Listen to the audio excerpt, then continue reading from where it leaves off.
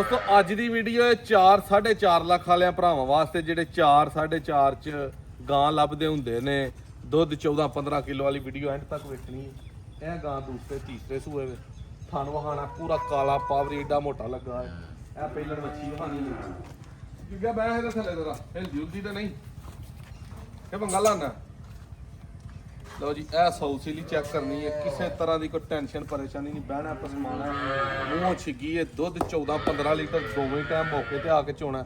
ਬੱਚਾ ਕਰਮ ਵਾਲੀ ਦਾ ਗਰਮੀ ਦੇ ਨਾਲ ਇਹਦੇ ਥੱਲੇ ਬੈ ਇਹਦੇ ਥੱਲੇ ਬੰਗਾ ਲਾ ਕੇ ਪੈਣਾ, ਇਹਦੇ ਥੱਲੇ ਬੰਗਾ ਲਾ ਕੇ ਪੈਣਾ। ਖੋਲ ਕੇ ਤੁਹਾਨੂੰ ਕੱਲੀ ਦਾ ਸ਼ੌਕ ਕਰਾਣਾ। 4.5 ਵਾਲੇ ਭਾਈ ਅੱਜ ਦੀ ਵੀਡੀਓ ਵੇਖਣ। ਖੋਲ ਪਹਿਲੇ ਨੰਬਰ ਤੇ ਵੱਛੀ ਵਹਾ, ਬਲਕਿ ਇਹਨੂੰ ਖੋਲ ਪਹਿਲੇ ਨੰਬਰ ਤੇ ਵੱਛੀ ਫੇਰ ਵਹਾਣਾ। ਦੋਸਤੋ ਜੋੜਾ ਜਿਹੜੇ ਭਾਈ ਨੇ ਲੈਣਾ ਗਵਾਲ ਚ ਚੋਣਾ, ਘਰ ਚੋਣਾ, ਜਾਇਜ਼ ਤਰੀਨ ਪੈਸਿਆਂ ਚ ਮਿਲਣਾ। 13 ਤਰੀਕ 7ਵਾਂ ਮਹੀਨਾ 2026 ਦਿਨ ਆਈ ਸਵਾਰ ਦਾ। ਇਧਰ ਨੂੰ ਟੋਰੋ ਸੋ ਭਾਈ।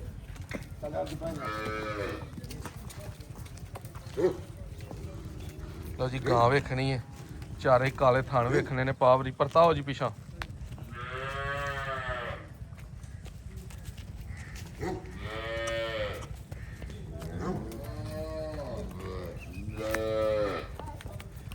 ਦੁੱਧ ਦੋਸਤੋ ਇਹਦੇ ਕੋਲ ਵੀ 14-15 ਕਿਲੋ ਦੂਆਂ ਟਾਈਮਾਂ ਦਾ ਹੈ। ਤੁਸੀਂ 14 ਕਿਲੋ ਲਾਓ, 7-7 ਕਿਲੋ ਇੱਕ ਟਾਈਮ ਦਾ। ਜਿਹੜੇ ਭਾਈ ਦੀ ਇਹ ਵੱਛੀ ਸਮਝ ਚ ਆਏ ਗਾਂ ਦੂਸਰੇ ਤੀਸਰੇ ਸੂਏ ਦੀ ਡਿਮਾਂਡ ਇਹਦੀ ਭਾਵੇਂ 5 ਕਰੀਏ 4.5 ਕਰੀਏ, ਫਾਈਨਲ 4 ਲੱਖ ਤੇ 20,000 ਰੁਪਏ ਦੀ ਫਾਈਨਲ ਮਿਲੇਗੀ। ਜਿਹੜੇ ਭਰਾ ਦੀ ਸਮਝ ਚ ਆਏ ਖਾਂਗਣਾ ਵਾਲੇ ਮੁੱਲ ਜੇ। ਇਹ ਵੱਛੀ ਪਹਿਲਾਂ ਦਾ ਸ਼ੌਕ ਕਰਨਾ ਤੇ ਥਣ ਵੇਖਣਾ। ਅੱਲਾ ਨੇ ਕਿਹਦਾ ਮੋਟਾ ਗੁੱਲ ਆਇਆ। ਪਰਤਾਓ ਜੀ ਦੂਸਰੇ ਸੂਏ ਨੂੰ ਵੈੜ ਬਣੇਗੀ ਪੂਰੀ ਭਲਵਾਨ। ਪਰਤਾਓ ਜੀ ਪਛਾਣ। ਇਹ ਵੱਛੀ ਦਾ ਸ਼ੌਕ ਕਰਨਾ। ਚੋਲਸਤਾਨੀ ਫਰੀ ਦੀਆਂ ਨੇ ਇਹਦੇ ਕੋਲ ਵੀ ਦੋਸਤੋ। 14 ਲੀਟਰ ਦੁੱਧ ਜਿਹੜਾ ਨਾ ਡੱਬਾ ਮਾਰ ਕੇ ਉਹ ਦੋਵਾਂ ਟਾਈਮਾਂ ਦਾ ਮੌਜੂਦ ਹੈ।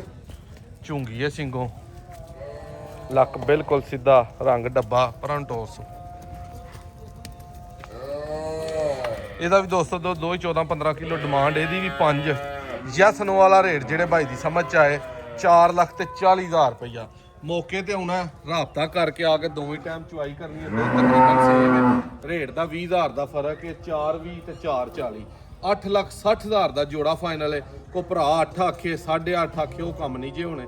860 ਚ ਜੋੜਾ ਜਿਹੜੇ ਭਾਈ ਨੂੰ ਪਸੰਦ ਹੋਏ ਦੁੱਧ ਪੂਰਾ ਕਰਕੇ ਡਿਲੀਵਰੀ ਮੰਗਾ ਲੈਣੀ ਹੈ, ਆਨਲਾਈਨ ਮੰਗਾਣੀ ਹੈ।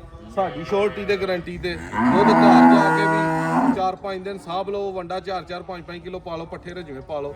7-8 ਕਿਲੋ ਦੋ ਟਾਈਮ ਦਾ ਇਹਨਾਂ ਨੂੰ ਕੋਈ ਭਾਰ ਨਹੀਂ।